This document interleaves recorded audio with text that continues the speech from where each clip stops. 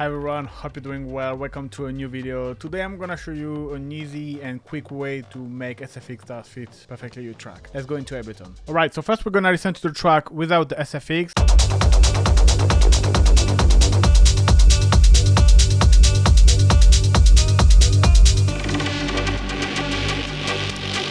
Not too bad, but can still feel it's missing something. That's one tip I can give you. It's like, before to even put SFX, try to make it sound as good as possible without SFX. Alright, now with some SFX.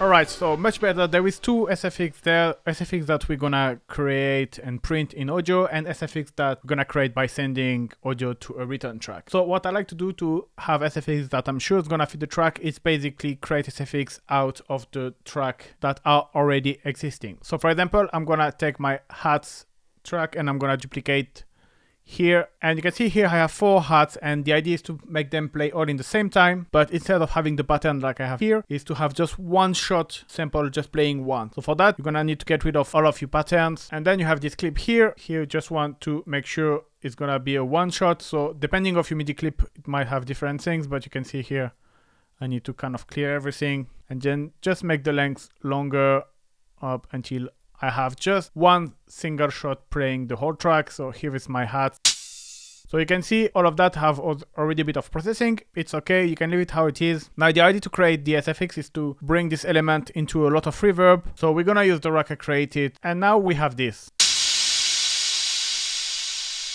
Alright, so you get the idea, the sound into a lot of reverb. Now the great thing with that is we can just right click and you have a freeze track, and now you right click again and you're gonna flatten the track.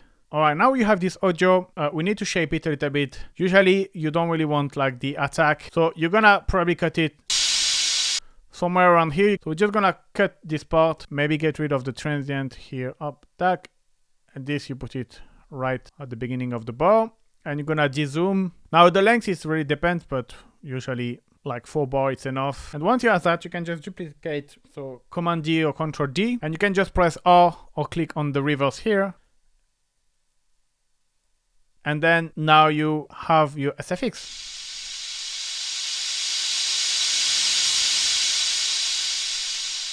So sometimes you might not need this part, or you might need to put it a little bit lower. This really depends because sometimes it sounds weird. One thing you can do as well on top is actually re-put the reverb again. So like this you have even like this kind of tail automatically with the rack.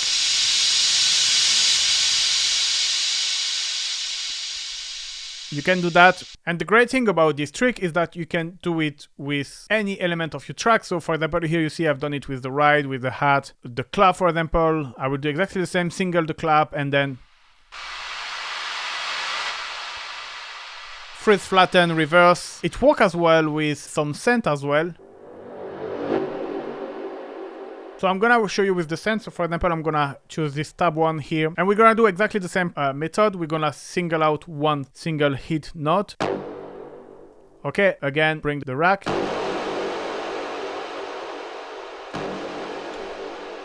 Maybe reduce the volume, and then again, freeze, flatten.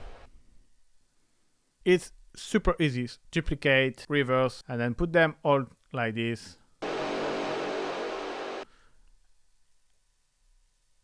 And yeah, do that as much as you want with different elements. What is great as well is to have different SFX that you will play different part of the track. Not all the time, all the SFX at the same time. You can see here, I have first the stab and the hat, and then I have just the ride one, and then I have like a combination of SFX, and this way it's never really the same SFX. Alright, so another quick way to make SFX is to basically use this rack as a return. So you can individually send a track. So for example, that's what I've done here. I was sending the SFX anyway to a return track, so that's what creates the tail.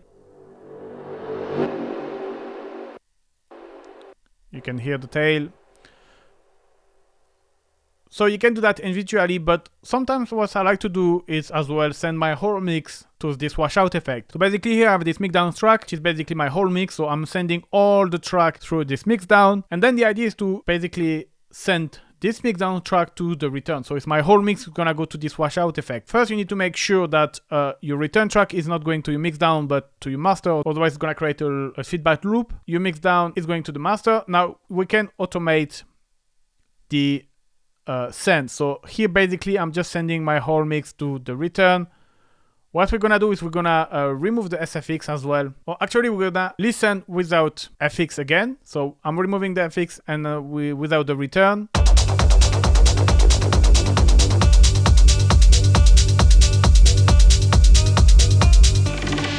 Okay, no SFX, no transition. Now we're gonna do automation to send my whole mix through the return.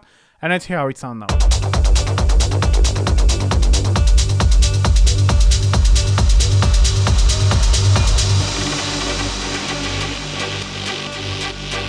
Alright, pretty good. It's working as well. One thing as well, like here you are sending your kick, your bass, so you might wanna go on the rack and you can apply the high pass filter as well. That's why I made some macro. To be honest, this rack usually is by default like this. I wouldn't change that much, but yeah, in some case, having a high pass filter can be great. Low pass filter if you have too harsh frequency. You have the wet amount, and then finally you have as well a pitch. This is for if you want to be more creative, you can kind of pitch you washout effect. But today I really wanted like the easy, straightforward way to create SFX. I actually forgot to show you what is inside the rack. It's not really that important. It's basically just you will have a reverb with a long decay, and the gyrate amount is mapped to the macro, so it's like good amount of wet, 60%. Then you will have the drum bus, we have the compressor, so that's what's gonna hold the tail a little bit longer. Crunch gonna have some mid-high harmonics, but you can see it's like not that much of wet amount, just 13%. And then you will have the shifter just to pitch if you want, and the EQ is just for the low cut and the high cut. Then just a limiter to protect, and we are pretty much done. Yeah, I wanted to make this video and this rack because this is technique I use 99% of the time for my SFX. It's easy, it just works well. You can grab this rack for free, the link in the description, and see you next time.